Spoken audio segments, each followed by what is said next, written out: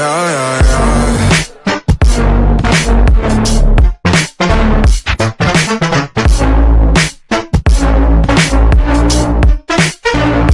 YouTube channel academy of edge. आज जो हम टॉपिक कर रहे हैं उसका नाम है methods of calculating national income. क्या नाम है? Methods of calculating. कितने मेथड होते हैं? तीन मेथड होते हैं। सबसे पहले वैल्यू एडिड मेथड, दूसरा इनकम मेथड और तीसरा एक्सपेंडिचर मेथड। ठीक है, सबसे पहले हम करेंगे इनकम मेथड। ठीक है, अब इनकम हमने पहले कभी पढ़ा है इनकम मेथड या कुछ नेशनल इनकम की डेफिनेशन पढ़िए सिर्फ नेशनल इनकम की डेफिनेशन क्या होती थी? National income is the sum total of factor income earned by normal resident during an accounting period. यही पढ़िए ना। तो national income is the sum total of factor income. ठीक है, तो एक मेथड होता तो मैंने उस दिन भी डिस्कस करा था, जब हम नेशनल इनकम निकालते हैं तो बहुत सारे मेथड होते हैं जिसमें से एक की डेफिनेशन हमने पढ़ी है। ठीक है, national income is the sum total of factor income. तो जो इनकम मेथड है सबसे पहले इससे शुरू करें क्योंकि ये हम ऑलरेडी पढ़ चुके हैं। मैंने क्या बोला था? Rent, interest, wages and salaries and profit, इन चारों को प्लस कर देंगे तो क्या बन जाएगा हमारा? National income. तो इनकम मेथड हमें यही बताता है। ठीक है, इनकम मेथड हमें यही बताता है। क्या बताता है? इसके तीन कंपोनेंट्स होते हैं। उस समय तो हमने ब्रीफ में डेफिनेशन पढ़ी थी तो उसको बोलते थे जितनी भी फैक्टर इनकम होती है उसको प्लस कर देंगे तो हमारा क्या निकल जाएगा? नेशनल इनकम निकल जाएगा। लेकिन हमारे नेशनल इनकम निकालने के इनकम मेथड के तीन कंपोनेंट होते हैं, जिसको पहले को हम बोलते हैं compensation of employees. Compensation of employees. ठीक है, दूसरा हम बोलेंगे ऑपरेटिंग सरप्लस और तीसरा हम बोलेंगे मिक्स्ड इनकम। ठीक है, मिक्स्ड इनकम। अब कंपनसेशन ऑफ एम्प्लॉइज का मतलब क्या हुआ? जो भी पैसा किसको मिल रहा है? जो भी पैसा एम्प्लॉइज को मिल रहा है। ठीक है, जो भी पैसा एम्प्लॉइज को मिल रहा है, एम्प्लॉइज को जनरली क्या मिलती है? सैलरी मिलती है। ठीक है, लेकिन एम्प्लॉइज को और भी बहुत सारी चीजें मिलती है, जैसे कि हम बोल सकते हैं wages and salaries in cash. Wages and salaries in cash. और क्या मिलता है? Wages and salaries in kind. और क्या मिलता है? पेंशन और रिटायरमेंट बेनिफिट। और क्या मिलता है? Employer's contribution to social security. अगर तुम में से किसी के पेरेंट्स नौकरी करते हैं ना भाई, आर्मी में है ना? तो हमें क्या मिलती है? उसकी नौकरी करने के ऊपर हमें सैलरी मिलती है ना? तो तुमने देखा होगा, रिटायर तो नहीं हुए भी पापा, हो गए रिटायर, तो तभी भी सैलरी मिलती है। तो सैलरी मिलती, पेंशन मिलती है ना? तो अगर तुमने कभी उनका सैलरी स्टेटमेंट देखा होगा, अगर सैलरी स्लिप देखी होगी तो उसमें सिर्फ सैलरी का नाम नहीं होता। ठीक है, क्या क्या नाम होता है? एक तो बेसिक सैलरी होती है। ठीक है, उसमें पीएफ भी होता है, पीएफ। ठीक है, पीएफ मतलब क्या होता है? Provident fund. ठीक है, उन्हें पेंशन मिलती है जो बाद में आती है, रिटायर होने के बाद मिलती है, तो उन्हें पेंशन मिलती है। या फिर उन्हें क्या मिलता है? Wages and salaries in kind. जिसका मैं एक एग्जांपल दे देता हूँ, wages and salaries in kind. For example, एक बंदा था जिसका नाम था, क्या नाम है? आदर्श के पापा। ठीक है, जैसे रिंकिया के पापा थे ना, जैसे आदर्श के पापा। ठीक है, आदर्श के पापा हैं, उन्हें जो सैलरी मिल रही है, तो सैलरी कैसे मिलती है? कुछ पैसा उन्हें बेसिक सैलरी के रूप में मिलता है। ठीक है, ऊपर लिखा रहेगा, मेंशन रहेगा बेसिक सैलरी, नाम भी यही होगा बेसिक सैलरी। ठीक है, तो वो हो गया उनका wages and salaries in cash. ऐसा कोई भी पैसा जो उनको कैश में मिल रहा है, मैं ये नहीं बोल रहा हर किसी को ऐसे ही मिलता है, लेकिन अगर सैलरी को हम तोड़ें तो किस किस तरीके से मिल सकती है, गवर्नमेंट एम्प्लॉइज को किस तरीके से सैलरी मिलती है उसकी बात कर रहा हूँ, ठीक है। तो एक तो उन्हें wages and salaries in cash मिलती है, जो उन्हें कैश में पैसा मिला। दूसरा है इन काइंड। इन काइंड का मतलब क्या होता है? काइंड का मतलब क्या होता है? क्या? जैसे कुछ सर्विसेज फ्री, हाँ, जैसे कुछ सर्विसेज फ्री में मिली हो, मतलब पैसा नहीं मिला। जैसे कैंटीन वगैरह की, जैसे कैंटीन की सर्विसेज आर्मी वालों को मिलती है, हॉस्पिटल फ्री में मिल जाता है। इसका बेस्ट एग्जांपल है बैंक वालों को। बैंक वालों को मिलता है आरएफए। आरएफए का मतलब होता है rent free accommodation. Rent free accommodation full form हमें याद करने की जरूरत नहीं है। जैसे मैं एक एग्जांपल देता हूँ कि कोई बंदा किसी स्कूल में जॉब करता है, उस स्कूल का नाम है श्री गुरु नानक पब्लिक स्कूल। अब वो बिहार का बंदा है, वो यहाँ पे आया काम करने, तो उन्होंने सैलरी की बात करी। सैलरी की बात करी, स्कूल वालों ने बोला हम तुम्हें 20,000 रुपये देंगे, इससे ज़्यादा औकात नहीं है हमारी, ठीक है, हमारे पास इतने, हम इतने पैसे देते हैं, ठीक है, इससे ज़्यादा पैसे नहीं देंगे। तो जब वो बंदा रहने आया, उसने बोला यार मैं तो बाहर का बंदा हूँ, मेरे को तो यहाँ पे 10,000 का कमरा भी लेना पड़ेगा। उन्होंने बोला कुछ नहीं, तुम ऐसा करना, जो माली भैया का कमरा है ना, उसके साथ में तुम भी रहने लग जाना, तो ये उन्होंने पैसे मत देना उसके बदले। तो उन्होंने, अगर वो बंदा बाहर रहता तो 5-6 हज़ार रुपये किराया देता, लेकिन उन्हें स्कूल वालों ने क्या करा, फ्री में एक कमरा दे दिया, ठीक है। उसको हम क्या बोलेंगे? Rent free accommodation. या फिर मैंने एक एग्जांपल दिया, या बोलेंगे वेजेस या पेमेंट्स इन काइंड। जब वो पैसा नहीं देते लेकिन पैसे के बदले कोई सर्विसेज दे देते हैं, जैसे लैपटॉप यूज़ करने के लिए दे दिया, मोबाइल फ़ोन यूज़ करने के लिए दे दिया, फ्री खाने के कूपन दे दिए। तो यहाँ पे वो पैसा नहीं दे रहे, लेकिन क्या दे रहे हैं? हमें wages and services in kind दे रहे हैं। उसके बाद एक बार होता है पेंशन और रिटायरमेंट बेनिफिट। जैसे कई लोग ग्रेजुटी पे करते हैं, ठीक है। ग्रेजुटी का मतलब अगर कोई बंदा किसी ऑर्गेनाइजेशन में 5 से 10 साल, 5 साल से ज़्यादा काम करता है, तो वहाँ पे काम करना, लगातार काम करने की वजह से अगर वो रिटायर हो जाता है, तो वो ऑर्गेनाइजेशन वाले उसे क्या बोलते हैं कि हमारी तरफ से रिटायरमेंट बेनिफिट है, रिटायर होने के बाद मिलता है, ठीक है। या फिर पेंशन, तुम्हें पता है पेंशन मिलती है, और पेंशन में सिर्फ कौन सी पेंशन आएगी? जो सैलरी की वजह से पेंशन मिली है। जब हमने पुराना, जैसे आर्मी वाले काम करते हैं, काम करने के बाद रिटायर हो जाता है, उसके बाद पेंशन मिलती है, तो वो वाली पेंशन यहाँ पे आएगी। कोई ओल्ड एज पेंशन या विडो पेंशन को हम यहाँ पे इंक्लूड नहीं करेंगे, क्योंकि वो वन साइडेड ट्रांसफर होता है, जिसको हम क्या बोलते हैं? करंट ट्रांसफर या यूनिलेटरल ट्रांसफर, समझ गए। तो यहाँ पे कौन सी पेंशन आएगी? जो सैलरी से रिलेटेड पेंशन होगी, वो क्वेश्चन में मेंशन होगी। और आखिरी में हमारा employer's contribution to social security. अब तेरे पास सैलरी स्लिप होगी, है ना, उसमें देखना यहाँ पे लिखा होगा पीएफ। मैं तुम्हें एक एग्जांपल दे दूँ, बिल्कुल सही एग्जांपल है ये। जब हम कहीं पे नौकरी करते हैं, तो ऑर्गेनाइजेशन में जहाँ पे 20 या 20 से ज़्यादा लोग काम करते हैं, वहाँ पे सैलरी के ऊपर पीएफ कटना कंपलसरी होता है, ठीक है। सैलरी के ऊपर पीएफ कटना कंपलसरी होता है। फॉर एग्जांपल, किसी की सैलरी 10% है, सॉरी किसी की सैलरी 10,000 है, तो उसकी सैलरी का 12%, मैंने ये 12% ही लिया क्योंकि यही रेट है, ठीक है। 12% का मतलब यही रेट है पीएफ का, इतने ही पैसे करते हैं। तो हम क्या बात कर रहे हैं? Employer's contribution to social security. Employer's contribution लिखा, मैं एग्जांपल दे रहा था। फॉर एग्जांपल, किसी बंदे की 10,000 सैलरी है, ठीक है, तो उसकी सैलरी पे अगर कोई ऑर्गेनाइजेशन है जिसमें पीपीएफ कटना जरूरी है, वो रूल्स होते हैं, हमें याद नहीं करने, तो पीपीएफ या पीएफ कटना, public provident, recognised provident fund, ये नाम होते हैं इसके, यूआरपीएफ, अनरिकॉग्नाइज्ड प्रोविडेंट फंड, ये बहुत सारे नाम होते हैं। तो उसकी सैलरी पे 12% कटना जरूरी होता है, ठीक है। तो 10,000 का 12% कितना हो गया? 1200।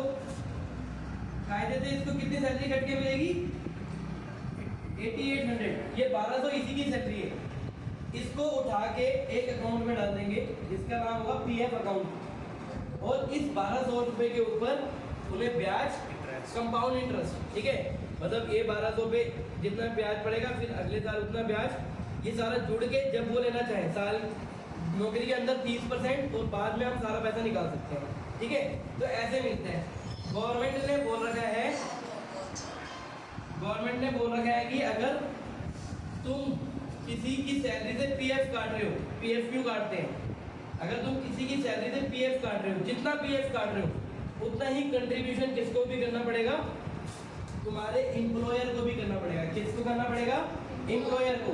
तो इसकी सैलरी से 1200 करते हैं, और 1200 रुपये एम्प्लॉयर अपनी जेब से देता है, ठीक है। 1200 रुपए एम्प्लॉयर अपनी जेब से देता है और ये 1200 प्लस 1200 मिलके 2400 हो जाते हैं जो अकाउंट में डल जाते हैं। सभी लोग अपनी सैलरी से पीएफ कटवाते हैं। पीएफ कटवाना एक एम्प्लॉय की चॉइस होती है कि वो कटवाए ना कटवाए। वो इसी वजह से कटवाते हैं क्योंकि 1200 तो उसकी सैलरी से कटते हैं, लेकिन 1200 को उसे बेनिफिट मिलता है क्योंकि एम्प्लॉयर वो अपनी तरफ से देता है। ये दोनों पैसे जुड़ के एक अकाउंट में डल जाते हैं, फिर उसके ऊपर कंपाउंड इंटरेस्ट मिलके बाद में वो पैसे हमें मिल जाते हैं। तभी यहाँ पे क्या लिखा है, यहाँ पे क्या लिखा है, यहाँ पे एम्प्लॉयर्स कंट्रीब्यूशन लिखा है। कौन सा कंट्रीब्यूशन, एम्प्लॉयर्स। यहाँ पे दो कंट्रीब्यूशन थे, एक एम्प्लॉय का कंट्रीब्यूशन और एक एम्प्लॉयर का कंट्रीब्यूशन। हमें कौन सा कंट्रीब्यूशन ऐड करना है, एम्प्लॉयर्स कंट्रीब्यूशन। एम्प्लॉय का क्यों ऐड नहीं करना है, क्योंकि वो ऑलरेडी यहाँ पे आ गया होगा। समझ रहे हो मैं क्या बोल रहा हूँ। हमें पीएफ का कौन सा अमाउंट ऐड करना है, एम्प्लॉयर्स कंट्रीब्यूशन। ये याद रखना है क्योंकि इनकम मेथड में अगर कोई क्वेश्चन में हम फंसते हैं तो वहाँ पे हम एम्प्लॉयज कंट्रीब्यूशन देख के पीएफ का फटाफट ऐड कर देते हैं। वो हमें ऐड नहीं करना है, हमें सिर्फ कौन सा कंट्रीब्यूशन ऐड करना है, एम्प्लॉयर्स कंट्रीब्यूशन। ठीक है, तो ये हो गया हमारा कंपनसेशन ऑफ एम्प्लॉयज के 4 point. Wages and salaries in cash, wages and salaries in kind, pension और रिटायरमेंट बेनिफिट और employer's contribution to social security. उसके बाद आ जाता है हमारा ऑपरेटिंग सरप्लस। ऑपरेटिंग सरप्लस के हमारे 3 पार्ट होते हैं, एक रेंट, दूसरा प्रॉफिट, रेंट एंड रॉयल्टी इकट्ठा होता है डिविडेंड। ठीक है, दूसरा प्रॉफिट में यहाँ पे लिख देता हूँ अलग से ना थोड़ा सा।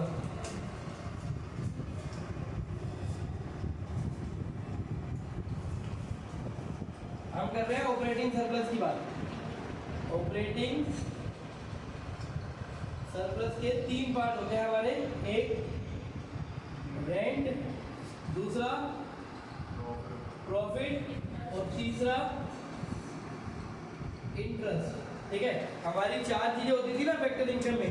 एक होती थी कंपनसेशन ऑफ एम्प्लॉय, दूसरी रेंट, तीसरी प्रॉफिट और चौथा इंटरेस्ट। अब प्रॉफिट के भी हमारे कुछ पार्ट होते हैं जिसको हम बोलते हैं एक डिस्ट्रीब्यूटेड प्रॉफिट, डिस्ट्रीब्यूटेड प्रॉफिट, एक अनडिस्ट्रीब्यूटेड प्रॉफिट और एक कॉर्पोरेट टैक्स। ठीक है, तो मतलब समझ लो क्या क्या चीजें हैं, एक डिस्ट्रीब्यूटेड प्रॉफिट, एक अनडिस्ट्रीब्यूटेड प्रॉफिट और एक कॉर्पोरेट टैक्स। अगर मैं पूरा बोल दूं ना, अब हमें factor income sorry national income निकालने के लिए क्या क्या प्लस करना पड़ेगा, तो हमें प्लस करना पड़ेगा wages and salaries in cash, wages and salaries in kind, उसके बाद pension and retirement benefit, employer contribution to provident fund, उसके बाद रेंट, उसके बाद इंटरेस्ट, उसके बाद प्रॉफिट के जो 3 हिस्से होते हैं, distributed profit, undistributed profit and आखिरी वाला कॉर्पोरेशन टैक्स। समझ में आया। अब ये तीनों चीजें क्या होती हैं उसका एग्जांपल मैं तुम्हें देता हूँ। ठीक है, रब कर दो।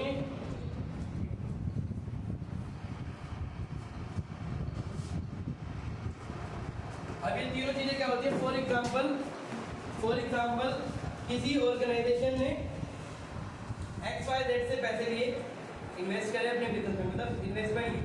ठीक है, जैसे शेयर इशू करे और पैसे लिए। ठीक है, उस पैसे लेने के बाद उस ऑर्गेनाइजेशन ने 1 लाख रुपए प्रॉफिट कमाया। 1 लाख रुपए क्या कमाया, प्रॉफिट कमाया।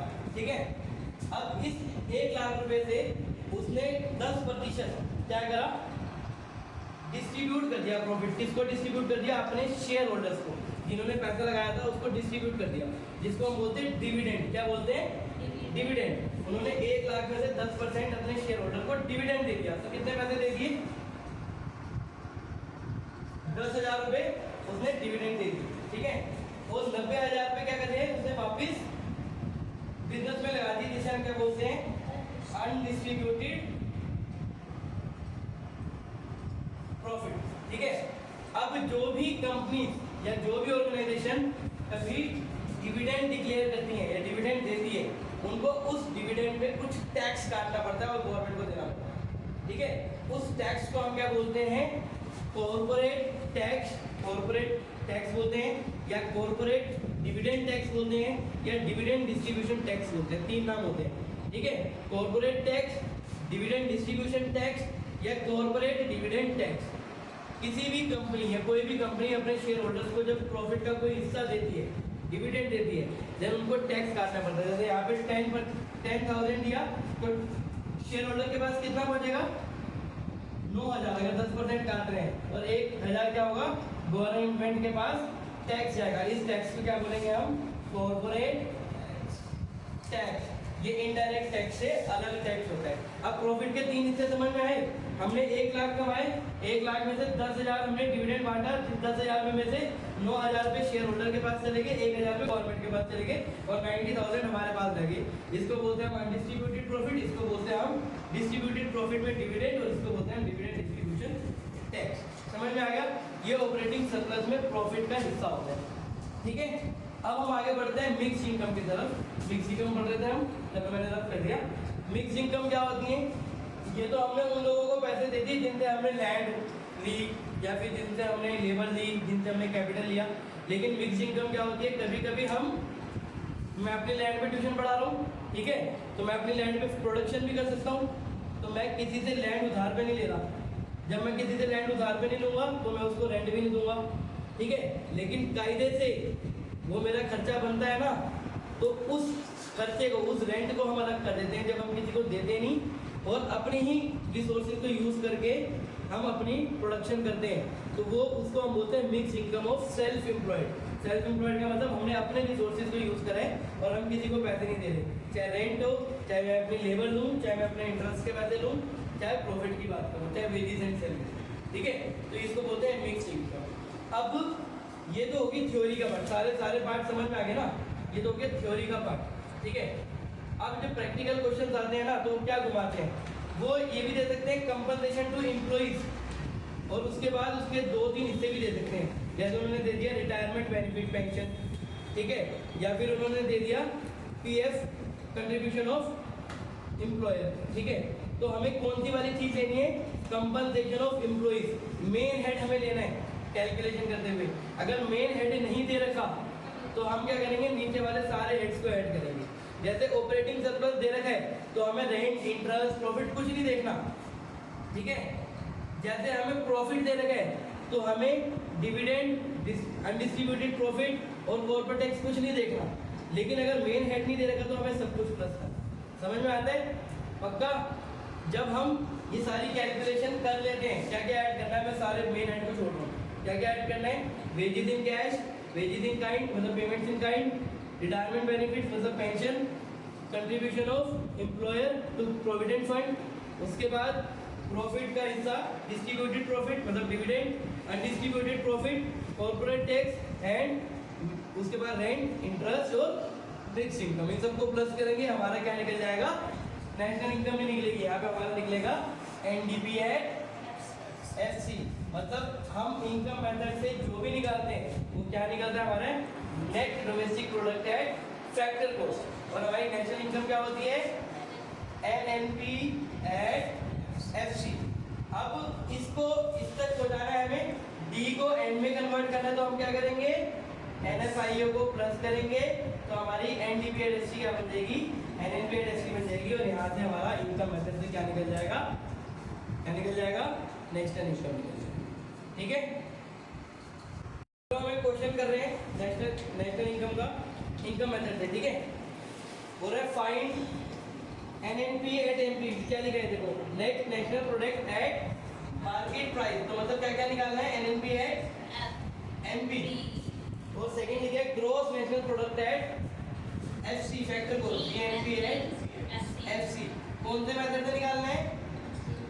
Income method. ये कैसे पता चलेगा? इसमें तो लिखा ही नहीं हुआ। अबे यार बीटी हो गई। कैसे पता चलेगा भाई? जो इन्फॉर्मेशन गिवन होगी उस हिसाब से पता चल जाएगा। हमने रेंट, इंटरेस्ट वगैरह गिवन है तो इसका मतलब इनकम मेथड से। वैसे बोर्ड्स में लिखा हुआ आता है कौन से मेथड से निकालना है। हाँ, अगर उसमें सारे मेथड लगे होंगे तो कोई से भी मेथड से निकालो, वैसे लिखा हुआ आता है, ठीक है।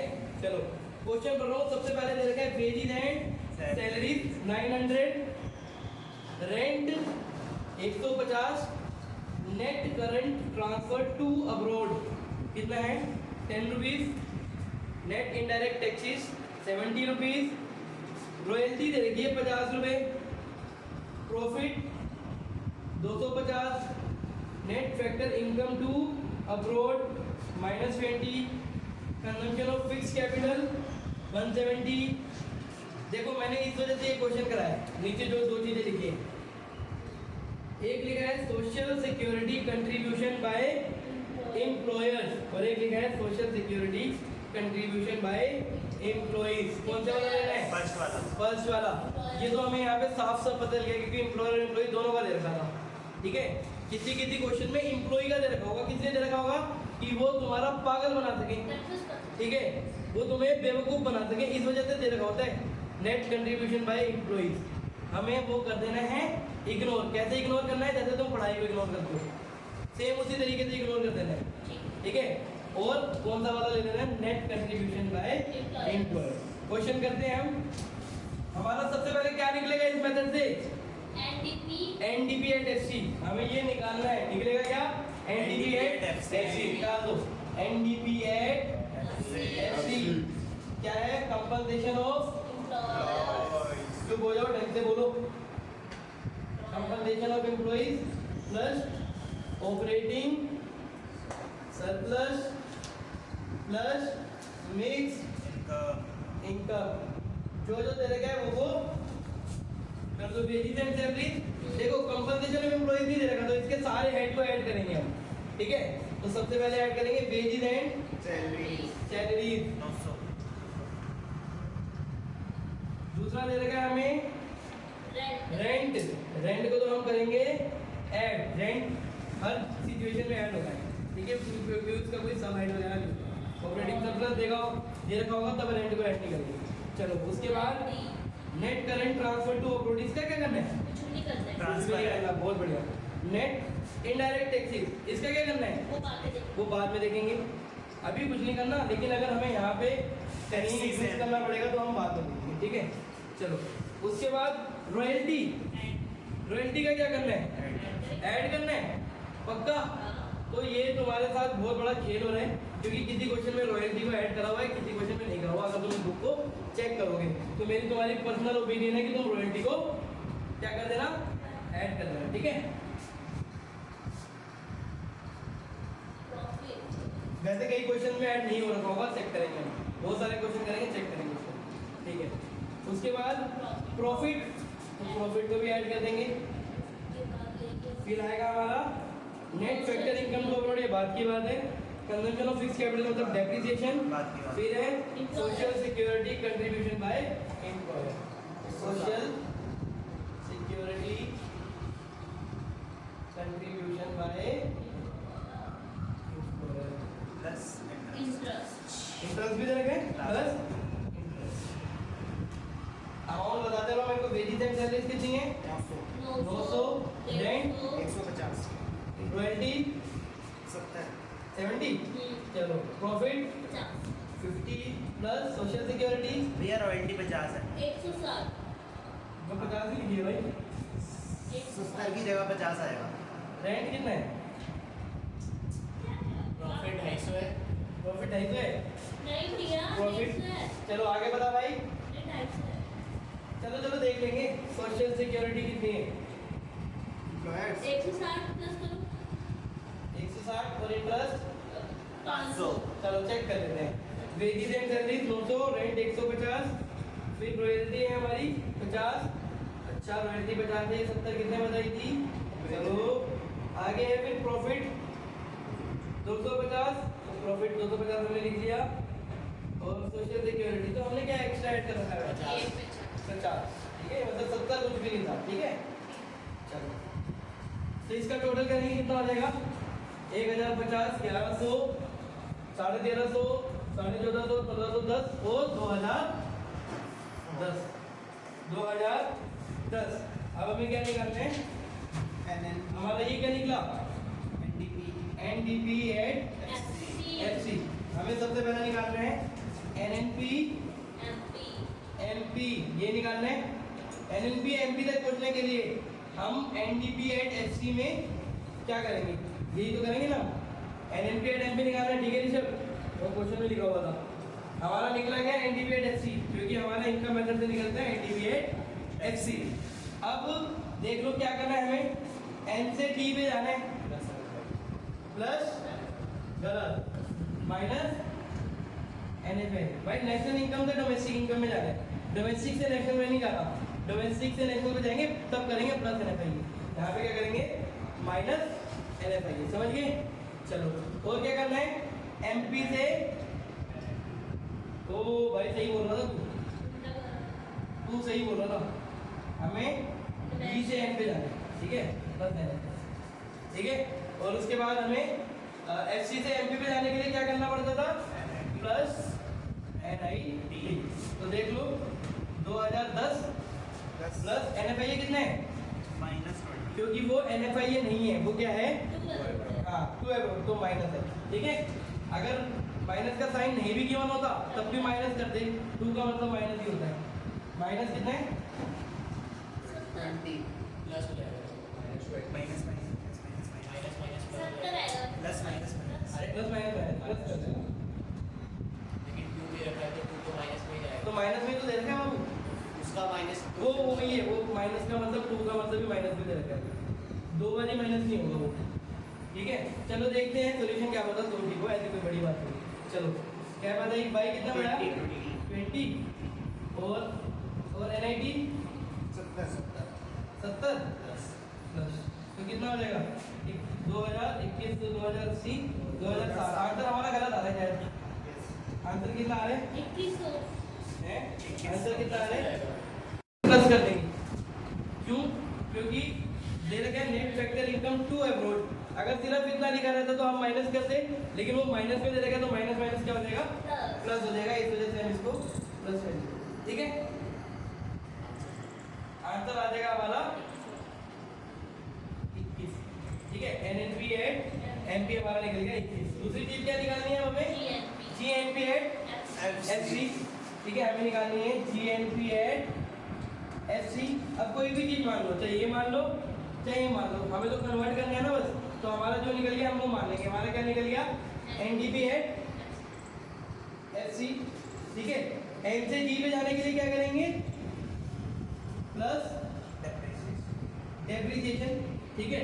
और क्या कन्वर्ट करना है, D से N पे जाने के लिए प्लस NFIA, और बाकी FC से ST है, तो 2100 में हम कर देंगे प्लस डेप्रिसिएशन। डेप्रिसिएशन कितना दे रखे, 2100 बेटा मैंने NDP एट FC दिए ये 2010, अच्छा 2010। चलो ठीक है, डेप्रिसिएशन बताओ कितना है,